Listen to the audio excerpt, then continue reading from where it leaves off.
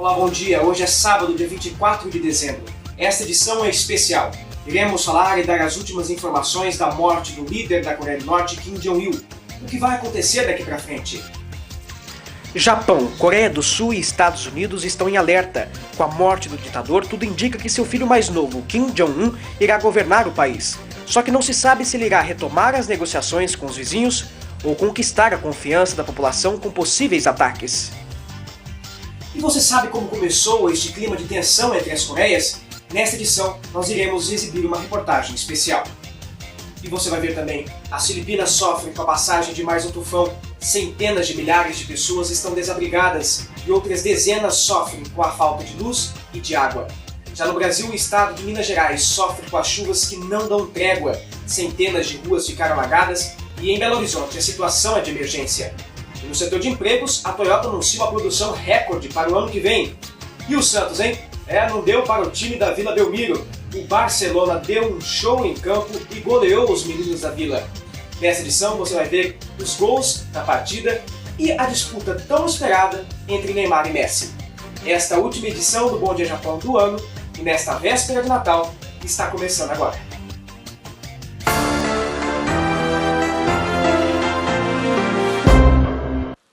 E nós abrimos essa edição falando da morte do líder da Coreia do Norte, Kim Jong-il.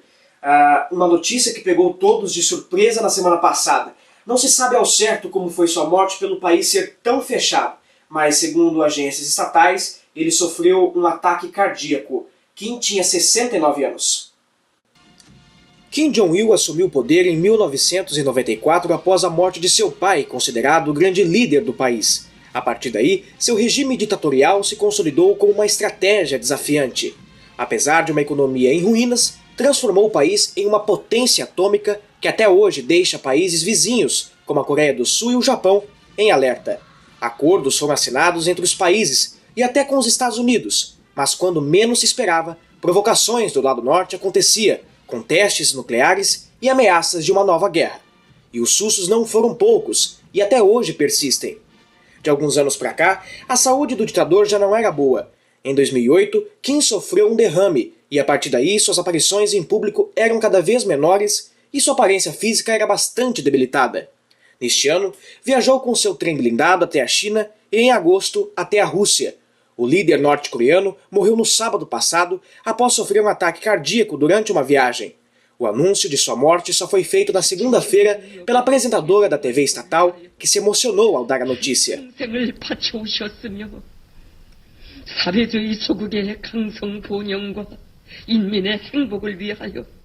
Os coreanos também pareciam não acreditar em sua morte. Muitos não continham as lágrimas. Ao que tudo indica, o sucessor de Kim Jong-il será seu filho mais novo, Kim Jong-un. Pouco depois do anúncio da morte do ditador, a Coreia do Sul e o Japão realizaram reuniões de emergência e declarou alerta máximo a possíveis ataques do norte. As bolsas de valores da Ásia fecharam em baixa com a notícia. Pois é, e no mesmo dia do anúncio de sua morte, 2 testes nucleares foram realizados. Segundo fontes estatais, não houve ligação com a morte do ditador. A Coreia do Sul e o Japão ainda continuam em alerta para possíveis provocações. O enterro de Kim Jong-il será dia 28. E nós vamos exibir agora uma reportagem especial que explica como surgiu este atrito entre a Coreia do Sul e a Coreia do Norte. Há muitos anos que esses dois países se estranham. Acompanhe. Os conflitos não acontecem há pouco tempo nas Coreias. O primeiro reino foi fundado em 2333 a.C., após uma aliança de diferentes tribos da região. Dangun, o fundador, é considerado o pai da civilização coreana. A península sofreu constantes ataques da China, país que a dominou até o início do século XX. Em 1910, o Japão anexou a Coreia a seus domínios, após vencer a guerra contra a Rússia. Na época, os dois países lutavam para expandir seus interesses na Ásia. Os japoneses impuseram na península uma feroz dominação. O ensino do idioma coreano foi substituído pelo ensino do japonês e houve uma brutal repressão no país. Já no final da Segunda Guerra Mundial, os soviéticos e norte-americanos começaram a disputar a região do derrotado Japão no Pacífico e na Ásia. A rendição do país, em agosto de 1945, levou à imediata divisão da península em 2 áreas de ocupação. Com a desculpa de garantir a liberdade da Coreia, os Estados Unidos passaram a administrar o sul do país, enquanto os soviéticos a parte mais ao norte. Apesar de haver um consenso entre os países vencedores da Segunda Guerra, não houve um acordo para a Coreia ser independente. Sem uma solução imediata, os americanos mandaram a questão à recém-criada ONU. Em 1948, ficou decidido que a península ficaria dividida em duas nações. A tensão aumentava a cada dia. Os dois países se sentiam ameaçados, um pelo outro. No dia 25 de junho de 1950, o exército da Coreia do Norte atacou as bases militares do Sul, dando início à Guerra da Coreia. Em poucas semanas, o Norte já havia dominado quase toda a península. Os Estados Unidos exigiram que a ONU tomasse alguma providência em relação ao ataque e entraram na guerra. No final de 1950, tropas americanas e sul-coreanas conseguiram brecar o avanço dos norte-coreanos. A partir dessa ajuda, os sul-coreanos conseguiram avançar até o norte, chegando até a fronteira com a China, motivo que levou o governo chinês a também entrar na guerra. Com a ajuda chinesa, a Coreia do Norte conseguiu recuperar Pyongyang, hoje capital do país, e antes do fim do mês retomaram novamente Seul, atual capital sul-coreana. No dia 23 de julho de 1953, os ataques acabaram. A guerra provocou a morte de mais de 4 milhões de soldados coreanos, chineses e americanos. A partir dos anos 60, a Coreia do Sul cresceu economicamente. Em 30 anos, se tornou um caso de sucesso entre os chamados países em desenvolvimento. O seu PIB, o Produto Interno Bruto, era comparado com as nações mais pobres do mundo.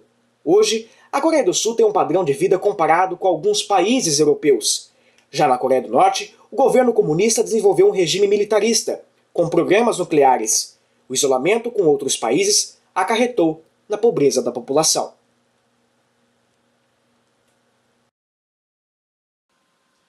E vamos falar agora das Filipinas. O país foi atingido por um devastador tufão na semana passada.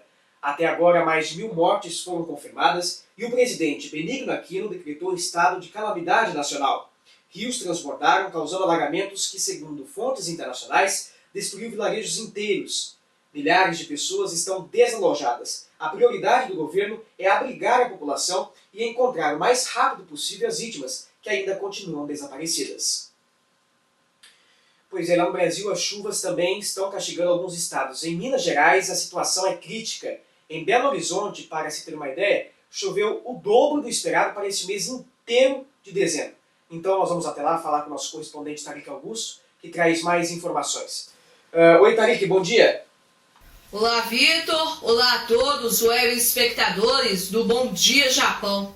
Olha, a chuva em Belo Horizonte não para, infelizmente. E com isso, traz prejuízos e destruição e muito medo. É o que vamos mostrar agora nessas imagens. Olha só, ruas alagadas e destruição por causa dessa chuva em Belo Horizonte. A chuva dos últimos dias em Minas Gerais foi tema de uma reunião do governador Antônio Anastasia com os 22 secretários de Estado nesta terça-feira, dia 20. No último encontro deste ano, que aconteceu na cidade administrativa, no bairro Serra Verde, na região de Venda Nova, em Belo Horizonte, Anastasia disse que a prioridade no momento é evitar mortes no estado. Evitar perdas humanas. Essa é a prioridade absoluta. Por isso, o treinamento permanente das comissões municipais de defesa civil, articulação com a comissão estadual, para fazer os alertas. E depois, claro, as obras de recuperação. E as obras de prevenção. Eu já disse e repito, nós percebemos que a Prefeitura de Belo Horizonte fez bacia de contenção, que é uma obra importante, estamos fazendo drenagem em vários municípios, dragagem de rios. São medidas permanentes para minimizar o efeito dessa mudança do perfil pluviométrico dos últimos anos. O prefeito de Belo Horizonte decretou situação de emergência e, segundo a meteorologia, há previsão de mais chuva para esses próximos dias em Belo Horizonte. Vitor? Ok, Tarik, muito obrigado pelas suas informações. Bom, nós vamos falar agora de emprego. A Toyota fez uma previsão no início deste mês para a produção do ano que vem. O número de carros fabricados deve ultrapassar o recorde de 2007. Acompanhe na reportagem. 8,65 milhões de veículos. Esta é a previsão de produção da Toyota Motor e Lexus para o ano que vem. um número acima do recorde histórico de 8,53 milhões de unidades registrado em 2007. Em 2012, o objetivo é produzir mais de 3 milhões de veículos no Japão, o mínimo necessário para manter o nível de empregos em suas fábricas.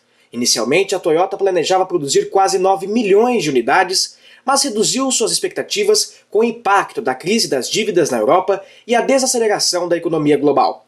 Já neste ano fiscal, que termina em março do ano que vem, os resultados não foram como os esperados. A montadora prevê um lucro de 180 bilhões de ienes, 55,9% a menos que no ano anterior. Bom, e chegou a hora de falar de esporte aqui no Bom Dia Japão. Na semana passada aconteceu lá em Yokohama a grande final do Mundial de Clubes da FIFA. Santos e Barcelona disputaram a taça de campeão. Mas não deu para o time da Vila Belmiro não.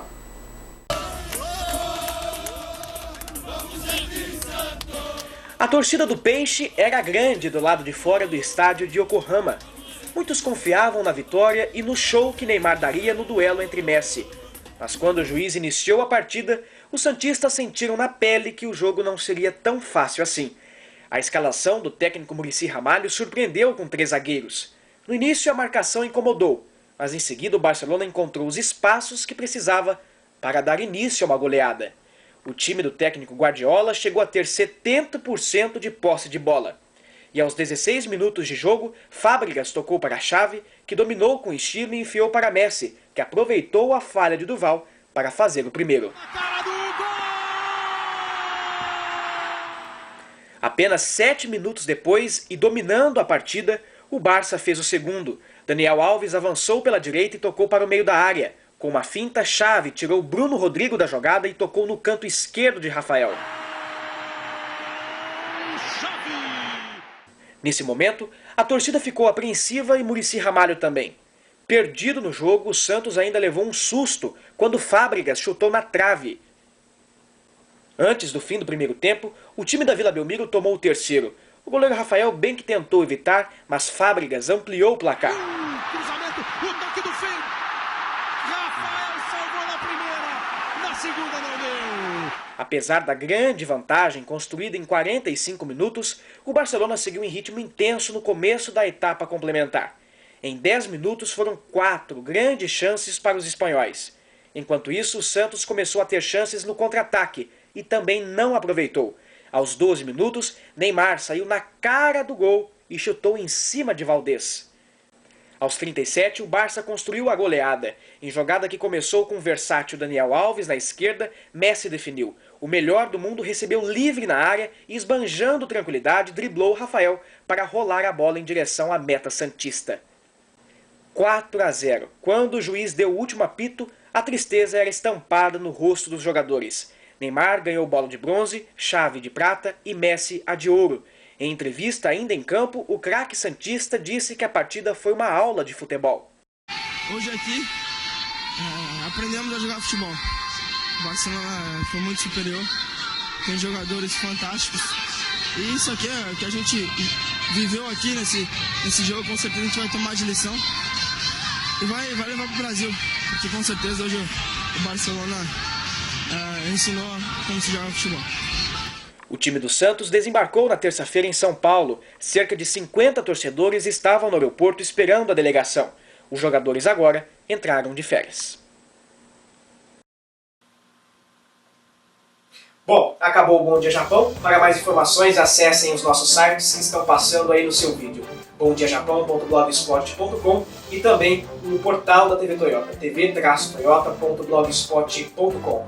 Esta foi a nossa última edição do ano de 2011, que foi tão conturbado, não é? Eu desejo a todos um Feliz Natal, que já é daqui a pouco, e um Feliz Ano Novo, que em 2012 tudo seja melhor e com certeza será, se Deus quiser. Bom, ano que vem temos muitas novidades aqui na TV Toyota e vocês não podem perder. Bom dia a todos e até o ano que vem.